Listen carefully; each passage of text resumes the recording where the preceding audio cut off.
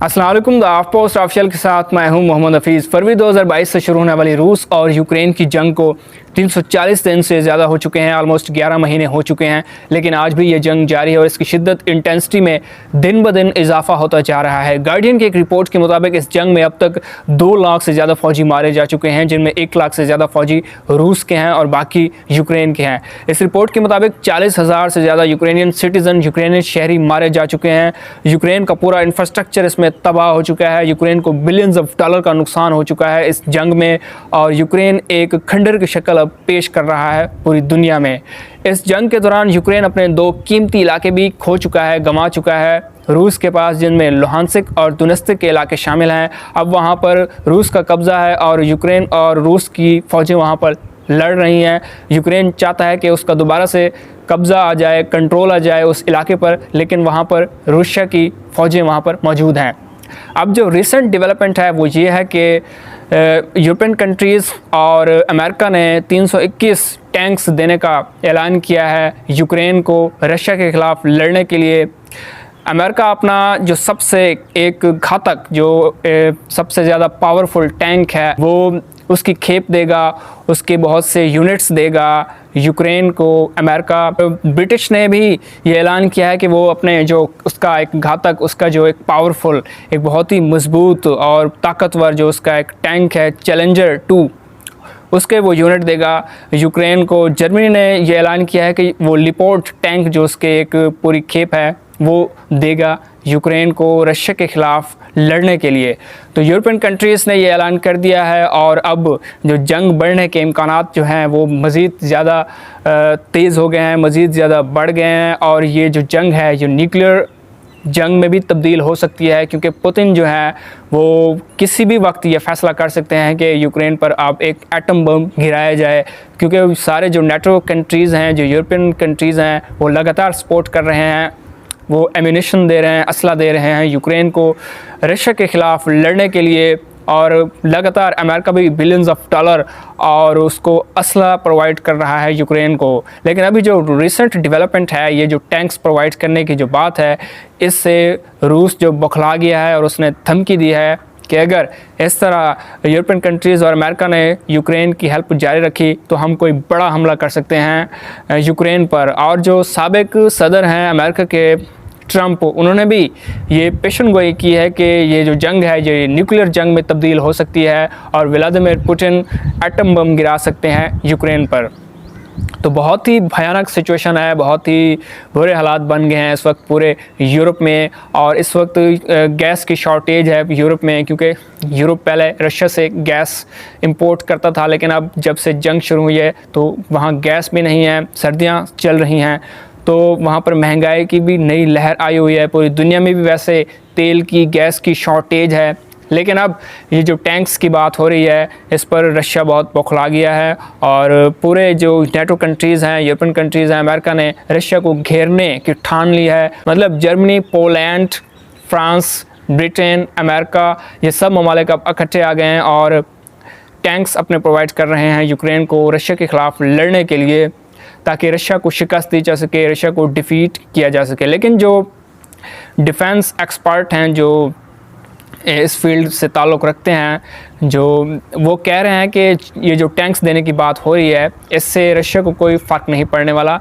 Russia को tanks से शिकस्त नहीं दे सकते हैं आप।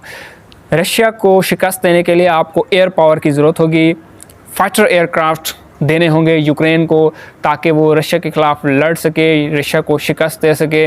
इसे आप टैंक से शिकस्त नहीं दे सकते हैं रूस को, जितने भी आप पावरफुल टैंक प्रोवाइड कर दें यूक्रेन को। लेकिन रशिया बहुत पावरफुल है, रशिया के पास बहुत से ज़्यादा इतने असला मौजूद है, इतना उसके पास सारी कैपेसिटी मौजूद है कि वो शिकस्त दे सकता है यूक्रेन को। उसके पास जदीद हथियार हैं, उसके पास S-400 है, S-300 है उसके पास, उसके अपने आर्टिलरी है, उसके मॉडर्न वेपन्स हैं, उसके पास भी टैंक्स हैं जो कि पूरी दुनिया में मशहूर हैं और पूरी दुनिया को एक्सपोर्ट भी किए हैं रूस ने, और वो जंग में लड़ने के लिए बहुत ही ताकतवर माने जाते हैं। तो इसलिए रूस को शिकस्त देना बहुत ही नामुमकिन होगा इन हालात में, क्योंकि 2 इलाकों पर वैसे ही कब्ज़ा कर चुका है रूस।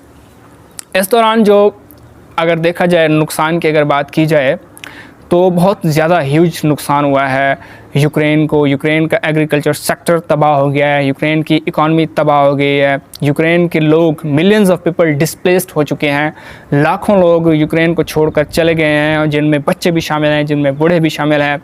यूक्रेन एक खंडर बन गया है, बहुत ही मेजरेबल सिचुएशन है इस वक्त यूक्रेन की। लेकिन जो यूक्रेन के सदर हैं व्लादिमीर ज़ेलेंस्की, वो डटे हुए हैं और वो कह रहे हैं कि हम रूस को शिकस्त देकर छोड़ेंगे, हम रशिया को शिकस्त देंगे। रशिया ने हमारे खिलाफ एग्रेशन किया है, इन्वेड किया है रशिया ने, तो हम रशिया को शिकस्त देंगे। और एक सर्वे के मुताबिक 86% से ज़्यादा जो यूक्रेन शहरी हैं वो चाहते हैं कि हम रशिया के ख़िलाफ़ लड़ेंगे और रशिया को शिकस्त देंगे। और उसकी जो कॉस्ट है वो पता नहीं कितनी होगी, लेकिन इस वक्त जो यूरोपियन कंट्रीज़ और अमेरिका है लगातार इस जंग को बढ़ाने की कोशिश में लगे हुए हैं और कोई बातचीत, कोई डिस्कशन नहीं हो रही है, मेज़ टॉक कोई नहीं हो रही है।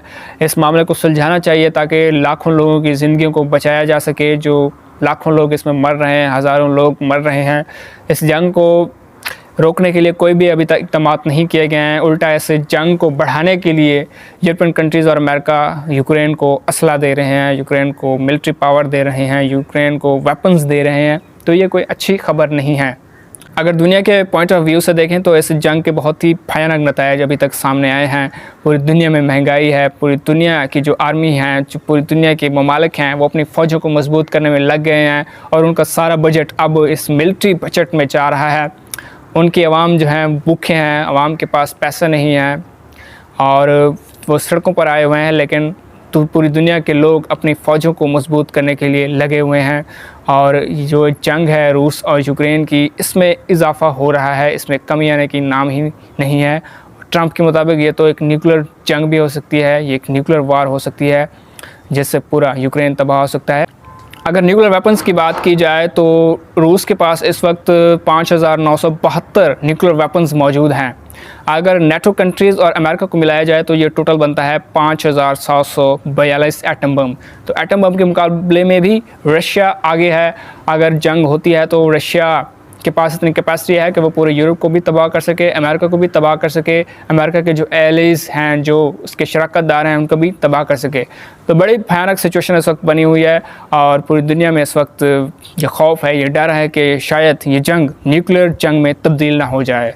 हम उम्मीद करते हैं कि कोई डिस्कशन होगी इस पर, कोई टॉक होगी और ये मामलात जल्द अज जल्द सुलझेंगे और ये जंग ख़त्म होगी ताकि लाखों लोगों को बचाया जा सके। लाखों लोगों की ज़िंदगियां जो दांव पे लगी हैं, जो पहले ही मर चुके हैं, जाँ बहक हो चुके हैं इस जंग में, और मज़ीद लोगों को मरने से बचाने के लिए इस जंग को रोकना होगा।